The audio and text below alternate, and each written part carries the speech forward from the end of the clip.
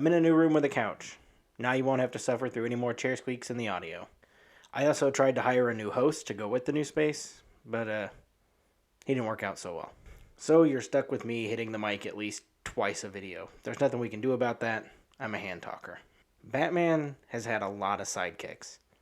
Possibly the most sidekicks. Bruce Wayne collects kids like a weird kid with a rock collection in a gravel parking lot. I was weird rock collection kid. And bug collection kid. Wow, this comic book game review show thing really does track, doesn't it? His sidekicks also have arguably had some of the best sidekick storylines. Sure, Green Arrow did a lot for the community, with Roy Harper introducing comic books to heroin, and Mia Dearden introducing comic books to AIDS. I am just now realizing how much that sentence makes Green Arrow comics sound like that kid's house you weren't allowed to go to because his parents let him curse. But the stories of Dick Grayson resenting Batman after he leaves, or the death and resurrection of Jason Todd, or Tim Drake's struggles with one of Batman's many deaths, even though he wasn't actually dead. Plus, you can't forget how the Killing Joke changed Barbara Gordon forever. Oh, and Damian Wayne. He was also a Robin. There is a reason Batman is as popular as he is, outside of dressing in all black and being easy to sell on shirts at Hot Topic. Batman has some of the most well-known stories in comic books, and is often accompanied by members of the Bat family in those storylines. Batman is nothing without the Bat family. He's had a Robin since day one, and over the years, each Robin acts almost like a milestone in the history of Batman, molding his personality. Not only have they appeared in countless Batman stories and major DC Universe events, these characters have also headlined their own TV shows and comics for years. But now they've stepped up to a whole new level, leading a video game. And that game is Gotham Knights.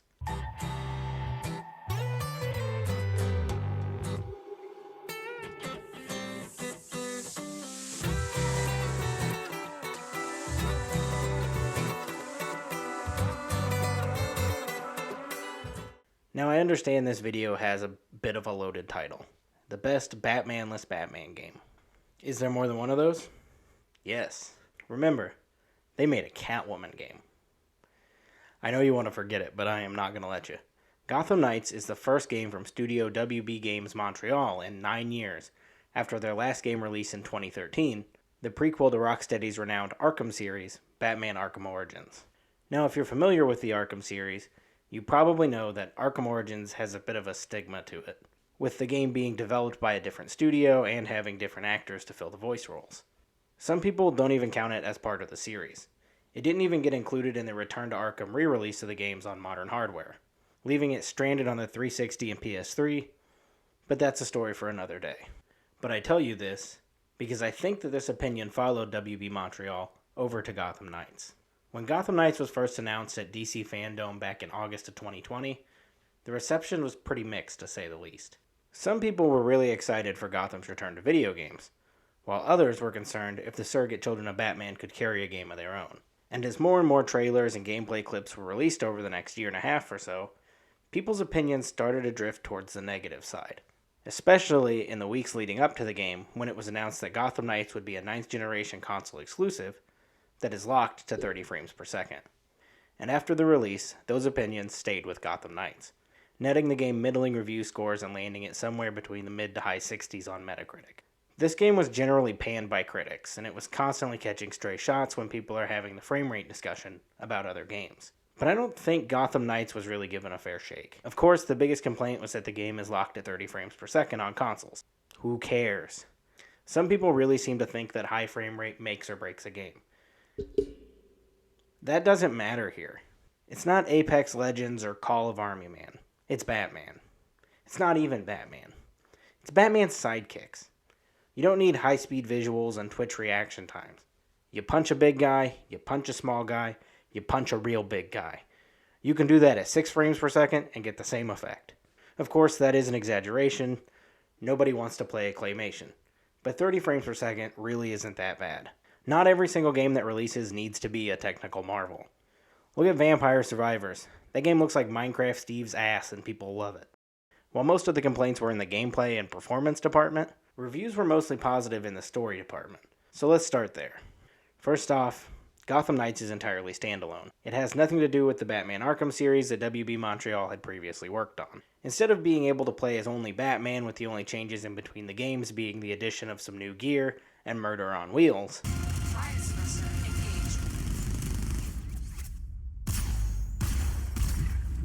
Gotham Knights allows you to pick from any of the 4 members of the Bat family.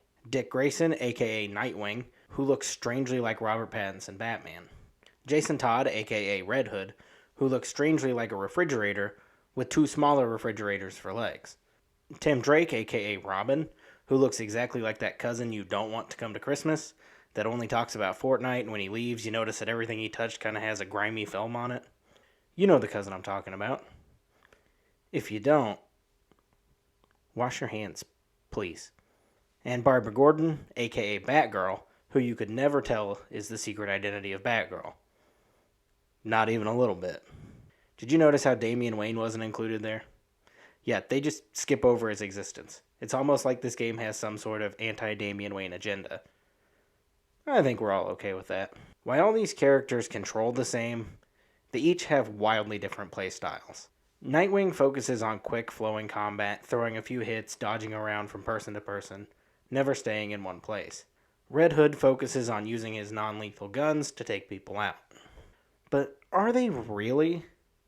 You're telling me that didn't scramble that guy's brain like an egg in a washing machine. Saying these guns are non-lethal is like saying The Boss Baby isn't a good movie. And we all know it is. Dude got a Macy's Thanksgiving Day parade balloon. They've never made a bad decision for one of those. Batgirl is the closest to Batman style from the Arkham games, so if you're looking for the most similar style to those games, you should probably just main Batgirl. While Robin plays the best using stealth, dropping smoke pellets to get away when he's crowded so he can drop back into battle, taking out enemies from above and unnoticed. In the end, though, it really all boils down to player preference. And my preference happened to be Red Hood.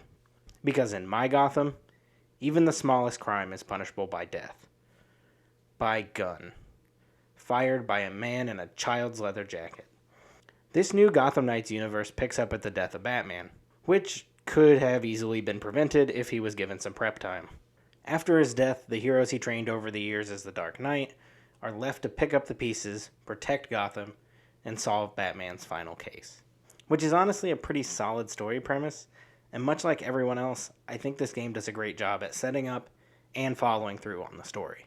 The Knights set up home base in the Oracle's own HQ, the Belfry, and they spend the rest of the game trying to unravel the mystery of the Court of Owls with appearances from some of Batman's most iconic cast members. Something I really liked, but newcomers to Batman mythos may not, is that Gotham Knights doesn't waste any time with origins or backstories. If you don't know deep Batman lore, you'll probably get confused a time or two in the story. This could definitely be a problem for some people, but as a veteran Batman fan, I don't need valuable game time wasted on stories I've seen retold 50 times. Over the story, you may pick up bits of information about the characters like Jason being resurrected or Barbara previously being paralyzed and confined to a wheelchair.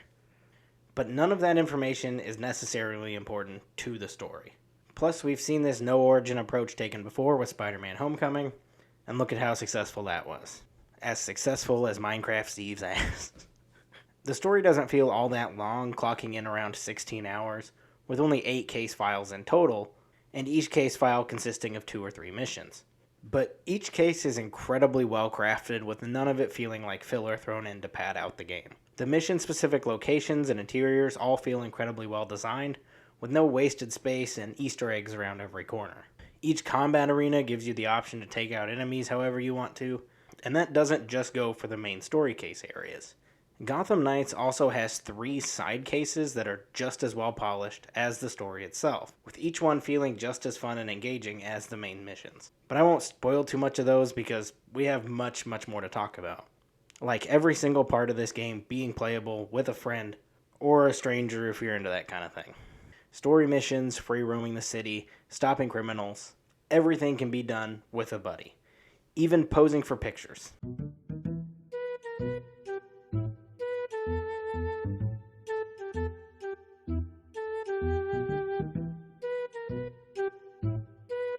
The coolest part is that you aren't even forced to follow the buddy system. Your buddy could be on the other side of Gotham stopping a bank robbery while you're doing something really important. Even the main story feels good in co-op. If you've ever wanted to stop a prison riot with your best friend to the sound of a punk rock rendition of Livin' La Vida Loca, this is the game for you. I am sure that is an oddly specific thing you've thought about doing once or twice. It's also just super helpful to have an extra pair of mitts in the late game when enemies start getting hard as nails. My only complaint with the co-op is that it's only for 2 players, so you can't have a full team of 4 knights roaming the city, but I'm sure this is just for balancing reasons, because you'd be absolutely unstoppable at that point. But they did just fix that issue with the recent release of the wave-based heroic assault mode, where you and up to 3 friends can battle through short missions. And if you're like me, you don't even need to have more than one friend, because you can matchmake with strangers on the internet to fill out your squad here too. The co-op is really what brings this game together. If you can pull them off, using the team takedowns are awesome to see. And the way that you can plan out your approach in detail before alerting the bad guys that you're there to use each character's strength is a nice touch. For example, Red Hood can jump into battle to cause a distraction, while Nightwing hides in the shadows, picking off unaware enemies one by one. Or they can both jump in and have an all-out slugfest. Gotham is your oyster. Or dirty, crime-ridden city. Really depends on how you look at it. You can use support abilities to defend or boost your partner, or even use separate builds to pick up the slack where your buddy can't. But we're not to any of the RPG stuff yet. Just take that note about builds and fold it up and throw it in your back pocket for now. Because first, I want to talk about patrols. Something that greatly differs from the Arkham series is the patrol system. Each time you leave the Belfry, the game starts a night of patrolling. Every night of patrol adds various crimes to your map, and as you patrol and stop crimes, interrogate criminals, and do investigations, you collect clues for the locations of larger premeditated crimes. But if you don't stop a crime listed on the map that night of patrol, and return to the Belfry instead, then it will disappear from your map because the crime was successfully executed that night. This is a really cool immersive mechanic that also drives me absolutely nuts. Because after a full night of patrols, you may just want to go out to the city and do a single side objective the next night, causing you to lose all the crimes on your map by going back to the Belfry. The part that I really don't like about it is that you can only switch characters from the Belfry. So multiple times I'd go out as Batgirl and I'd notice I had a crime for a Robin challenge on the map. But I couldn't switch to the character without losing that crime. So from an immersion standpoint, it's cool. But from the gameplay side, it can be pretty obnoxious at times. If we look at the greater open world as a whole, I can see where the negative opinions are coming from, but I don't necessarily agree with them. Gotham doesn't feel like a sprawling, vibrant open world like most modern games do, with something going on around every single corner. Honestly, it feels like Gotham City. It's constantly raining, it's crime-ridden, people aren't really out on the streets hanging out, especially with the uptick in crime since criminals notice Batman hasn't been around for a while. Because he's dead. From the start, all of Gotham is available to traverse. The map is a decent size. It's not a massive, unmanageable mess like a Ubisoft game.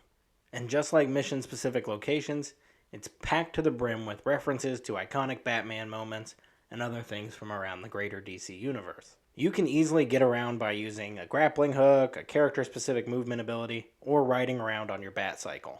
But the Batcycle is just a little bit goofy. The second you start to move on the Batcycle, wind lines and light trails start to appear no matter how fast you're moving. And all the cars on the road drive about 3 miles an hour or kilometers per hot afternoon tea or whatever if you're not American. They really try to sell the effect that you're moving fast, when in reality, it looks like this. When you do finally get to one of those crimes that I mentioned previously via your preferred method of travel, you can go about taking down enemies whatever method you'd like. Each character controls the same, but you'll have to use them differently for the results you want. So combat is still in the style of the Arkham games, with a lot of quick dodges and hits in almost a rhythmic fashion. Yet it does feel slightly stiffer than Arkham. But even if you're used to that Arkham flow, you'll quickly get it figured out, and I don't think that the speed or stiltedness affects much of the moment-to-moment gameplay. It's not that the combat is necessarily bad, it just doesn't quite feel as polished as Arkham, which can at times feel lesser, but Gotham Knights is working with a lot more different styles of combat, so I can forgive it for not being quite up to par. Each character also has their own skill tree that will give them new gadgets and buffs for leveling up each character to further build on their combat abilities, like Red Hood's stationary turret or Robin's holograms. And when you stop a crime, the cops will show up and try to arrest you for being a vigilante, so you can't hang out there too long. I know that really doesn't fit here, but I didn't know where to put it in, but I think it's cool, so enjoy that little extra bit of information. Remember earlier that note you put in your back pocket about RPG mechanics? Go ahead and pull that out now. Don't give it to me. I don't want it. It touched your butt. Gross. You'll collect some salvage for every enemy you defeat to craft new weapons and armor. And boy, is there a lot of salvage. You get so many different kinds of salvage, Scrooge McDuck could swim in it. And just like when Avengers did it, it feels really bloated and unnecessary.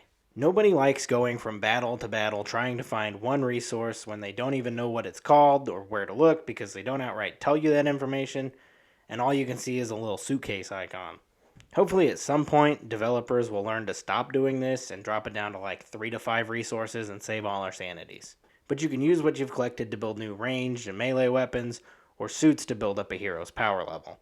Along with building equipment with effects like fire, ice, and toxic, to fight against a type of enemy's weakness, to give you a leg up in a fight. You can also play dress up. This is my Red Hood. I gave him a jacket that fits. Outside of crimes, they also have a boatload of other activities to do in Gotham. Not like a yacht size, but like pontoon size, maybe. You can get challenges from various citizens around Gotham, or just hang out in the Belfry and talk to Alfred. Come on, Jason. You didn't have to do it to him. Don't get mad at me when I do it to him, because you know we had to. Or explore the city, doing movement challenges to master each character's special movement ability, bike races, collect batarangs Batman left around the city before he got offed, and my personal favorite of these is protecting Batman's identity, where you'll have to sneak into a place and hack a server to cover up evidence that Batman and Bruce Wayne are the same person. And I think that's where I'm going to leave it. Gotham Knights is a fairly recent game, so I don't really want to get into too many of the late game spoilers for people who haven't played it yet. But in my opinion, reviews for Gotham Knights were wrong. This game is awesome. Who cares that it's locked at 30 frames per second? It didn't make the game any less fun, and it looks great. Look at how the rain that's unexplainably always happening flows down the suits. All these character models look beautiful. They look so good. This is actually the first time I've ever wanted to use a photo mode in a game. I got this cool picture of Batgirl as my Xbox background. You can kind of see it through the giant tiles there. The game is just good. Combat isn't as fine-tuned as Arkham, but it's fun. It definitely has its fair share of glitches. I had Jason's hoodie strings defy gravity on a semi-regular basis, and sometimes criminals would stop robbing banks to do some invincible meditation. But it wasn't Saints Row bad. I never got off the Batcycle and fell through the ground, only to end up miles away where I just drove from. It didn't feel like the city or the story was undercooked. And when it comes to customization of gear, if you're not into these light RPG mechanics in your games, chances are you don't like any new releases, because they're in everything now. Plus, it looks like WB Montreal is somewhat dedicated to keeping the game going at the moment, since they did just release the Heroic Assault mode and added Starro as a villain.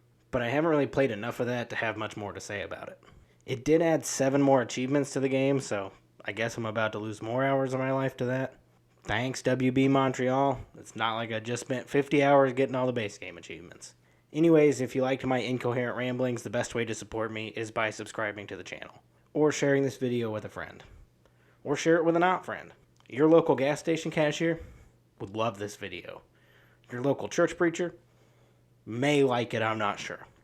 Write the channel link on one of those prayer request cards and just slip it into the box or wherever they put them. I'm sure I'll like that. And go play Gotham Knights.